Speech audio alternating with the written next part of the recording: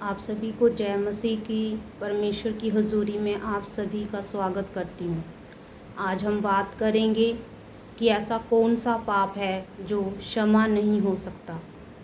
जब हम पढ़ते हैं प्रेरितों के काम 5 में कि जब हनन्याह और सफीरा ने पतरस के पैरों पर अपनी भूमि की उस बीज को चढ़ाया, तो पतरस ने उससे पूछा कि क्या यह भूमि इतने में ही बेची गई थी? तो हनन्याह ने कहा हाँ। तो पतरस ने कहा कि शैतान ने तेरे मन में क्यों झूठ बोलने को कहा? तूने पवित्र आत्मा से झूठ बोला है। और उसी टाइम उसने अपने प्राण छोड़ दिए। फिर उसकी वाइफ आई सफीरा, और उससे भी प्रेरित पतरस ने पूछा कि क्या यह भूमि इतने में ही बेची गई थी? उसने भी झूठ बोल दिया कि हाँ, ये भूमि इतने में ही बेची गई थी। तो पतरस ने कहा, यह क्या बात है कि तुम दोनों ने परमेश्वर की परीक्षा करी है पवित्र आत्मा से झूठ बोलकर, और वह भी उसी क्षण मर गई। अगर हम इस वचन में समझें, यानी दोनों ने पवित्र आत्मा से झूठ बोला।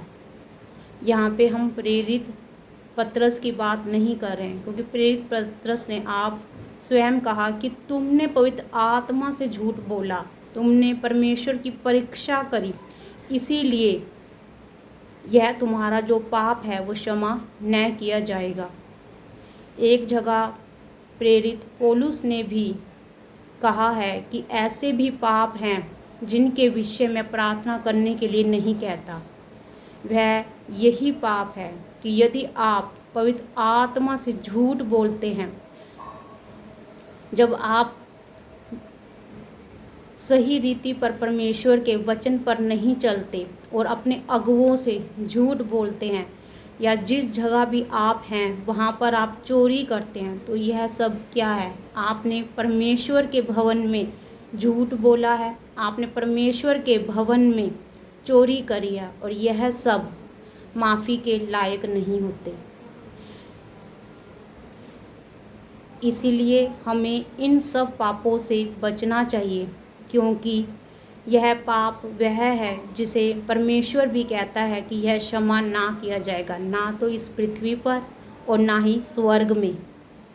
तो मेरे प्रियो, मैं यही प्रार्थना करती हूँ कि आज से आप परमेश्वर के भय में रहें, क्योंकि प्रभु का वचन कहता कि परमेश्वर का भय मानना बुद्धि की शुरुआत है, और यह वही बुद्धि है जो हमें हर पाप से बचाए रखती है।